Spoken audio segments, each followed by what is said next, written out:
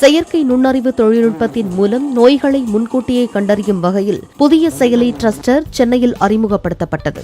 இந்த தொழில்நுட்பத்தின் மூலம் செயற்கை நுண்ணறிவு அடிப்படைகளான சென்சாரின் உயர் உணர்வு சில மணி நேரங்களில் 10,000 நோயாளிகளை ஸ்கிரீனிங் செய்யும் வசதி உள்ளது. இந்த செயலியை பயன்படுத்தி முழு உடல் பரிசோதனை மேற்கொள்ள முடியும் என லைஃப்லைன் மருத்துவமனையின் நிர்வாக இயக்குநர் ராஜ்குமார் தெரிவித்தார். இந்த செயலியை பயன்படுத்தி பொதட்டூர்பேட்டையில் நடைபெற்ற மெகா மருத்துவ முகாமில் ஒரே நேரத்தில் 12,000 பேருக்கு சோதனை அடிப்படையில் மருத்துவ பரிசோதனை செய்யப்பட்டுள்ளதாகவும் ராஜ்குமார் தெரிவித்தார். இந்த விழாவில் மத்திய வெளியுறவுத்துறை இணையமைச்சர் ராஜ்குமார் ரஞ்சன் சிங் சிறப்பு விருந்தினராக பங்கேற்றார். இது இப்போதைக்கு எல்லாரும் டக்குன்னு போய் ஆப் இன்ஸ்டால் பண்ண முடியாது, எல்லாரும் டக்குன்னு ஆப் இன்ஸ்டால் பண்ண முடியாது. இப்போதைக்கு நாங்கள் B2C பேட்டர்ன் வச்சுருக்கோம். ஒரு கம்பெனி இருக்குது, இப்போ LIC இருக்குது, LICயில் 2,000 பேர் இருக்காங்க. ஒரு IT டெக் கம்பெனி இருக்குது, அதில் 3,000 பேர் இருக்காங்க. அந்த 3,000 பேருக்கு ஓகே ஆப் வச்சு பார்க்கணுமா? அந்த 3,000 பேருக்கு ஒரு டாக்டரோ 2 டாக்டரோ இருப்பாங்க. இப்போ நீங்கள் எல்லாம் இன்றைக்கி நான் செயல்படுத்தி விவரித்தது பேஷண்ட்டுடைய ஆப்.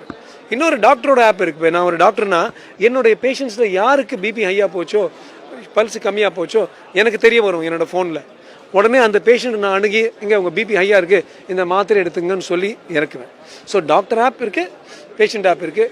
B2C ஒரு கம்பெனியில் ஒரு டாக்டர் 500 பேர் இருக்காங்கன்னா அவங்க எல்லாருக்கும் ஒரு கிளியர் பிளாட்ஃபார்ம் கொடுத்து காலையில் எல்லோரும் ஒரு வாட்டி பார்த்தாங்கன்னா டாக்டருக்கு தெரியும் 500 பேர் நல்லா இருக்காங்கல்ல, 2 பேருக்கு சுகர் ஹையாக இருக்குது, ஒருத்தருக்கு BP ஹையாக இருக்குது, ஒருத்தருக்கு பல்ஸ் கம்மியாக இருக்குது, அவங்கள சரிப்படுத்தலாம். கடைசி பாட்டு எல்லாருக்கும் நான் சொல்ல விரும்புகிறது, இந்த ஆப்பில் இருக்க யுனிக் விஷயம் என்னென்னா இந்தியன் விஷயம்.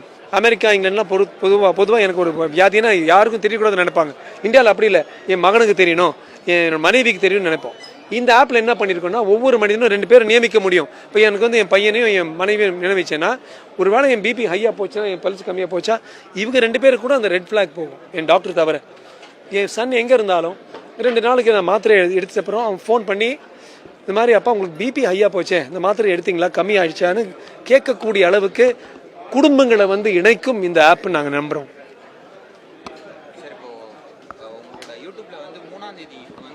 அல்சர் சம்பந்தமான விஷயங்களை வீடியோ வெளியிட்டிருக்கீங்க. அதை பற்றின விஷயங்கள் நீங்கள் எதுவும் மீடியா முன்னாடி சொல்கிறதுக்கு எது விருப்பம்? அதாவது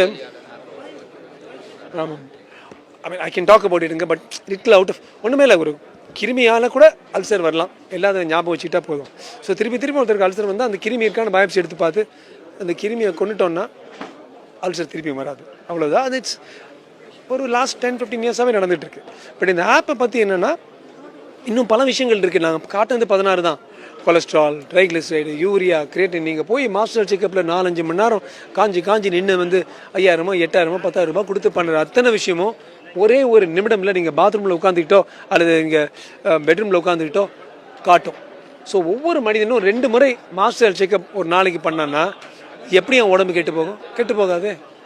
அதான் நான் சொன்னேன்ல டாக்கில், அதுக்கு மேலே ட்ரெயின் முன்னால் நின்னோன்னா எல்லாம் பஸ் முன்னால் நின்னோன்னா எந்த ஆப் இருந்தாலும் டபால் அடிச்சுட்டு தான் போகும். அது தவிர இந்த ஹார்ட்டாலவோ அல்லது பிரெயினாலோ போகிற வாய்ப்பு ரொம்ப கம்மியாயிடும். இந்த செயலி நம்ம பயன்படுத்தணும்னா கேர்ஃபுல்லாக இந்தியா பூரா நம்ம பயன்படுத்த பார்க்குறோம். முதல் குக்கிராமங்களுக்கு பண்ணுறோம். அதுக்கு எங்கள் பொதட்டூர்பேட்டை அவ்வளோ அன்போடு எங்களோட இருந்தது. எங்களுக்கு ரொம்ப பொதட்டூர்பேட்டைங்கிற பேர் உலகம் எங்கே கேட்கணும்னு அவங்க எல்லார்ட்டையும் சொன்னேன்.